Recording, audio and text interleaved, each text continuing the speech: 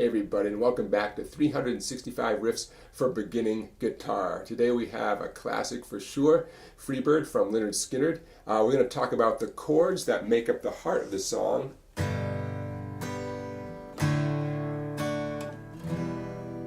I know you're singing along.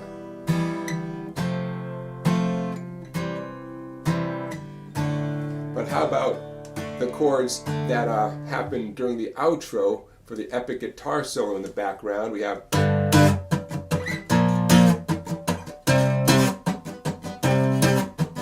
Alright, so let's learn that part too. Here it comes. Let's check out the chord sequence that makes up the heart of this song. We have G for 2 counts, D for 2, E minor for 4. We have F for 2, don't worry, we'll talk about the F chord, C for 2, and D for 4. Now there are all sorts of ways you can strum that, but there's the sequence. You want to memorize the chords and memorize the sequence. Regarding the F chord, I know nobody loves coming across an F chord in a song. In the description to this video, I'll include a link to a video I made called What the F, which gives you a bunch of options for how to finger an F chord. I'm doing it with 4 fingers on 5 different strings because that's what feels best to me, but that's just one option there. Okay, so what we just did, that sequence, represents the intro. It happens 4 times for the intro. It happens 4 times more as the verse kicks in, right up through I'm as free as a bird now, and this bird you cannot change. There's the 4th time, okay? Now the only thing left in the verse is it begins a vamp on the F, C, D 3 more times. And the bird you cannot change. So that's 1 bonus time. It is the 2nd time. Cannot change. It happens a 3rd time. Here it comes. No, I can't change. So it's a little bonus F, C, D there. Nothing new. Okay, just it breaks the pattern. Now, that is almost the entire tune right there. After that happens, that's the end of the verse, it goes into an interlude. An interlude is just more of the same sequence, the G, D, E minor, F, C, D sequence, and the second verse comes in. The second verse is the exact same as the first verse. By the way, there only are 2 verses to this tune. The only difference with the second verse is at the very end, there's 1 more F, C, D sequence. So instead of 3 bonus F, C, Ds, there's 4. Okay, and there you have it. Now that's the heart of the song right there. In the next clip, I'm going to show you the fancy picking that's going on during those chords. Okay, even though it sounds great to strum it, just like we just did, I'll show you some of the intricate stuff that's going on in there. And then at the end of this video, I'll show you how to rock out during the guitar solo that makes up the rest of this 9-minute epic tune. Okay, but now let's get into the picking kind of riff that comes in early on in this song. Here it comes.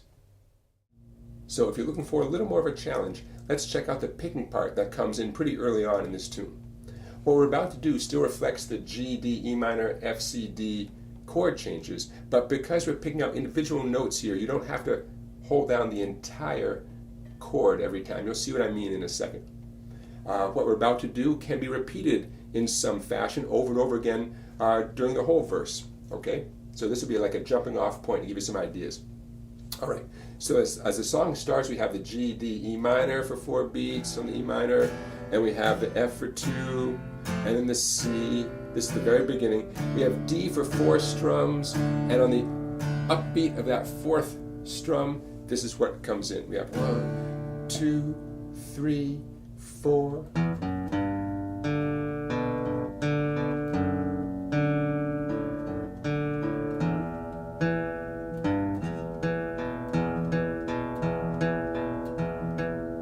What I just played reflected the G, D, E minor segment. Now, for the F, C, D, we're going to begin with an F power chord.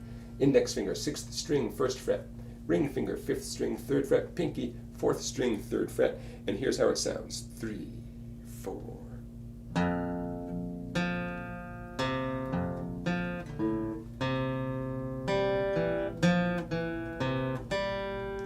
Okay, here comes the D part of the riff.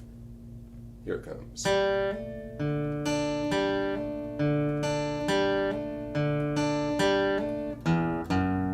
And that leads us back to the G and the whole thing begins again. Okay? So some nice picking there. I played it a little bit slowly, but you get the idea. A little bit more of a challenge, and you can continue to repeat that over and over again, or some form of that, anytime you're hearing that, the heart of the song, that G, D, E minor, F, C, D chord progression. Now, we're not done yet. I want to say thanks for watching. Don't give this video, do give this video a thumbs up, and don't forget to subscribe, and don't forget to check out my website down there, Songbike. Let's move on to the rock and roll part of this song, as the guitar is soloing with that great slide guitar sound for the next 7 minutes. There's some great rhythm guitar that you can do in the background, and that's what I'm going to show you right now.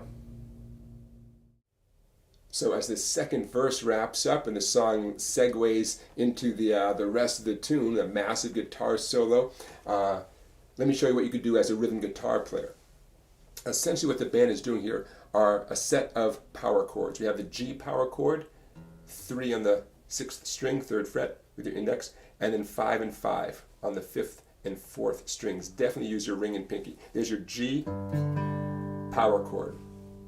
You're going to use the G power chord, the B flat power chord, 3 frets higher, same strings, and lastly the C power chord.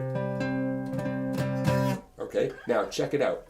The one very solid, practical way to strum these chords in a way that fits the tune, you're going to recognize this as I play it, goes like this.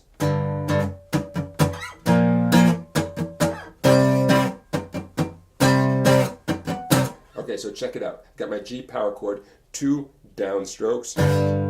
By the way, I'm letting my skin rest against the 3 treble strings there, so I don't have to worry about hitting those strings. 2 downstrokes on the G, and I relax my pressure so the sound disappears, and then I give a fast down up down chopping kind of sound. Okay? During that chopping, you can begin gliding your hand up 3 frets to the B flat power chord, 6, 8, 8. Notice how I was sliding up as I was chopping, and then twice on the C.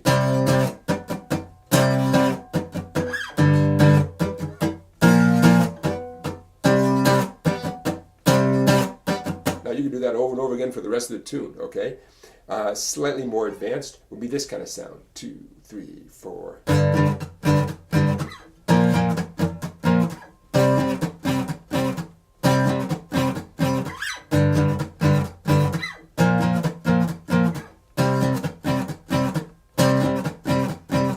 Both of these things I'm showing you, by the way, do reflect what's happening at different points during the chorus. That's why I'm comfortable showing you 2 different options.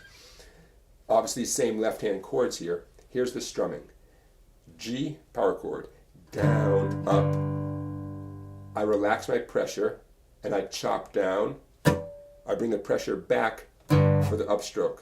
Chop with no pressure, pressure for the upstroke. Here it comes.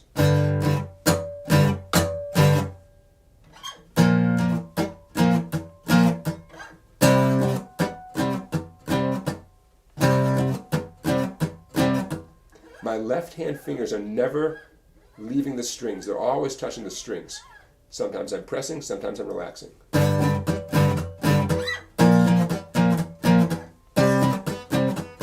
Now, if my strumming seems very casual and loose, partly that's because I'm keeping my arm and wrist as relaxed as possible. I'm holding the pick nice and loosely, but also the last thing I'm worried about is hitting any extraneous strings besides the 3 bass strings, because, and this is so important, I'm relaxing my index finger, so I'm dampening out the 3 treble strings. So I probably am hitting 4, 5, maybe all 6 strings, but the listener is only hearing what I want the listener to hear, the 3 bass strings.